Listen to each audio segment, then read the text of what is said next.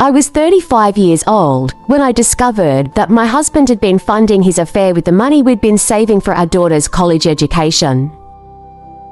The revelation came through a bank statement I almost didn't open. It was for an account I'd forgotten existed. A savings account we'd set up when Emma was born, the one where we'd been automatically depositing $300 every month for the past 16 years. I'd been meaning to check on it as Emma entered her junior year of high school to see how close we were to our goal.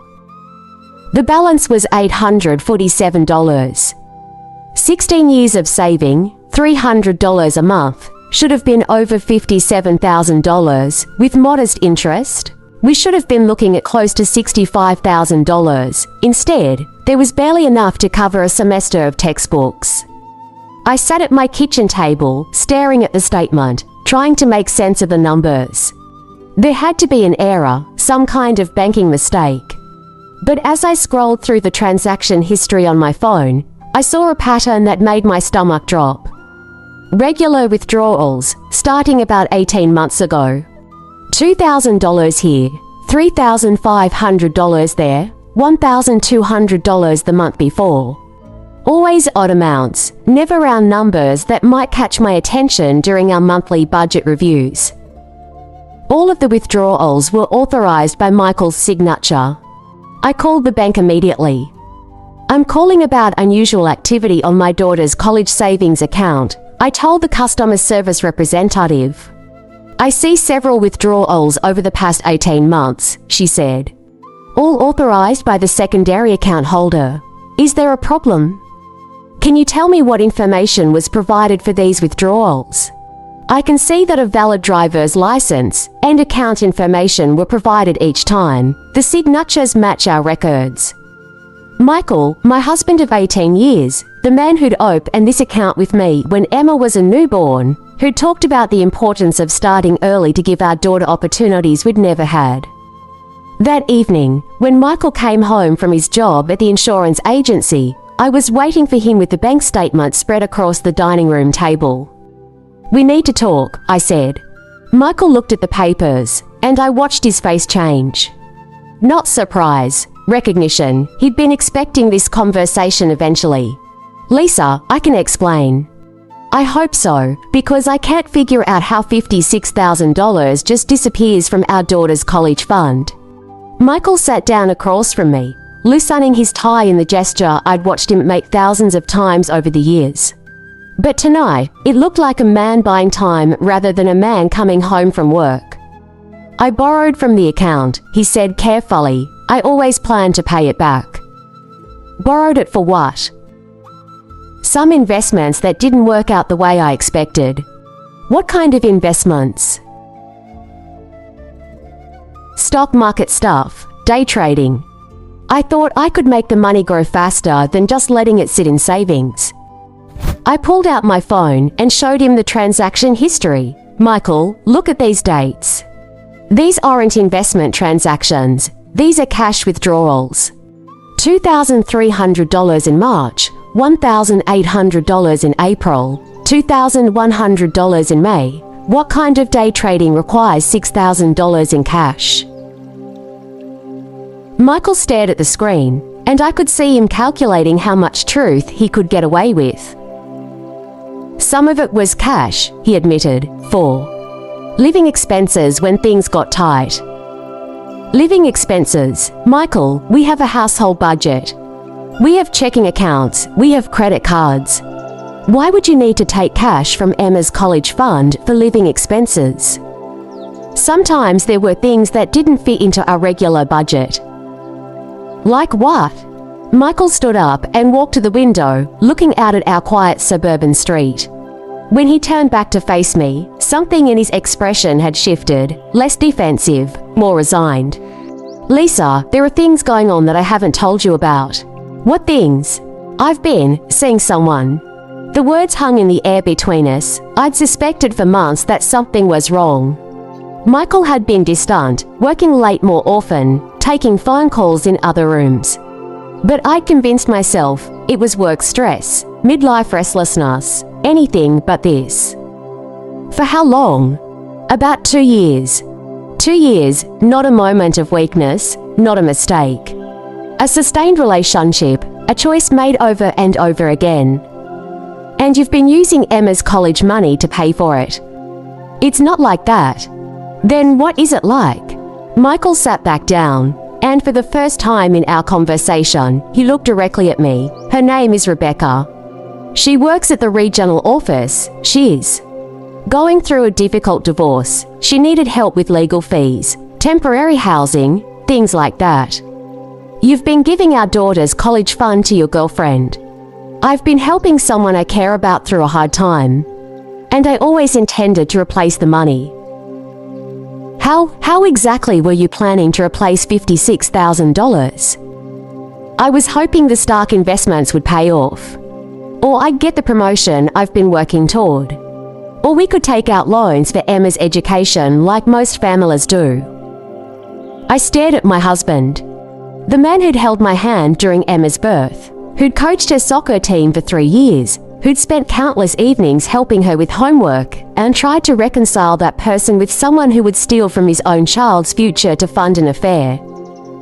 Michael, Emma is going to start applying to colleges in 6 months. We've been telling her for years that we've been saving for her education, that she could focus on getting into good schools instead of worrying about money. What am I supposed to tell her now? We'll figure it out. Families navigate college expenses all the time without having savings. Families whose parents didn't steal their college savings to fund affairs, maybe? I didn't steal anything. I took money from my own account to help someone I love. Your own account, Michael, that money belonged to Emma. We set up that account specifically for her education. Every month for 16 years, we put money aside that could have gone to vacations or home improvements or anything else because we prioritized our daughter's future. And we can still prioritize her future. We'll just have to do it differently. I looked at the bank statement again, at the steady progression of withdrawals that had drained away 16 years of sacrifice and planning.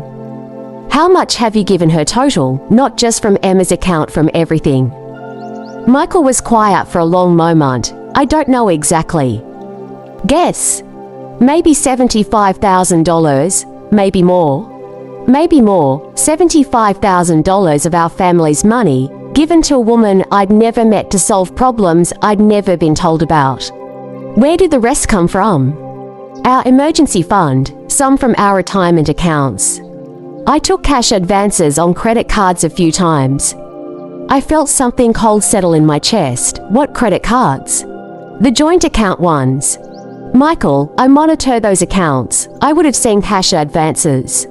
I got a separate card, in both our names, for emergencies. I pulled up our credit monitoring app on my phone. There it was. A card I'd never applied for, with both our names on it, showing a balance of $23,000. You opened a credit card in my name without telling me. Technically, it's a joint account. I have the authority to do that. To fund your affair, you used my credit, my financial reputation, to give money to another woman. Rebecca needed help. Her ex-husband was being vindictive about the divorce settlement. She was going to lose her house. So you decided to risk our house instead. Michael ran his hands through his hair, a gesture I'd once found endearing but now recognized as something he did when he was cornered. I thought I could handle it all, make the money back, pay everything off, get everything back to normal before anyone got hurt. Before anyone got hurt, Michael, Emma is hurt. She just doesn't know it yet. I'm hurt. Our marriage is hurt. Our financial security is hurt. The only person who hasn't been hurt in this situation is Rebecca. That night, after Michael went to bed early claiming he didn't feel well, I sat in my home office and tried to assess the full extent of the damage. Emma's college fund, $56,000 gone. Our emergency fund, $31,000 gone. Our retirement accounts, $18,000 in early withdrawal penalties and taxes, plus whatever had been taken out. The secret credit card, $23,000 in debt I didn't know I had. Over $120,000 of our family's financial security transferred to fund Michael's relationship with Rebecca. I thought about Emma, upstairs doing homework, researching colleges, writing essays about her dreams for the future. She had no idea that while she was planning her next for years, her father had been systematically dismantling our ability to support those plans. I thought about the conversations we'd had about college expenses, how we'd encouraged Emma to apply to schools she was excited about rather than just the ones we could afford. How we'd promised her that money wouldn't be the determining factor in her education because we'd been responsible parents who planned ahead. All of that had been true until 18 months ago, when Michael decided that Rebecca's immediate needs mattered more than Emma's future opportunities. The next morning, I made an appointment with a divorce attorney. Not because I decided to leave Michael, I hadn't made any decisions yet, but because I needed to understand my legal options, especially regarding the financial damage that had been done in my name. The credit card debt is going to be your responsibility too, since you're both listed as account holders, the attorney explained. Even though you didn't know about it, you're legally liable. What about the money taken from our daughter's account? Since it was a joint account and your husband was an authorized signer, the bank won't consider it theft. Morally, it's terrible. Legally, it was within his rights. So there's no recourse. Not unless you can prove he committed fraud, which would be difficult since he had legitimate access to all these accounts. I left the attorney's office feeling more hopeless than when I'd arrived. Michael had managed to devastate our family's finances in a way that was perfectly legal, even if it was morally bankrupt. That evening, I told Emma about the college fund. Not about the affair, that wasn't her burden to carry, but about the financial reality we were suddenly facing. I don't understand, she said, sitting on her bed surrounded by college brochures and application materials. Where did the money go? Dad made some financial decisions that didn't work out. We're going to have to approach college differently than we planned. Emma looked at the acceptance letter from her dream school, the early admission she'd been so excited about just weeks before.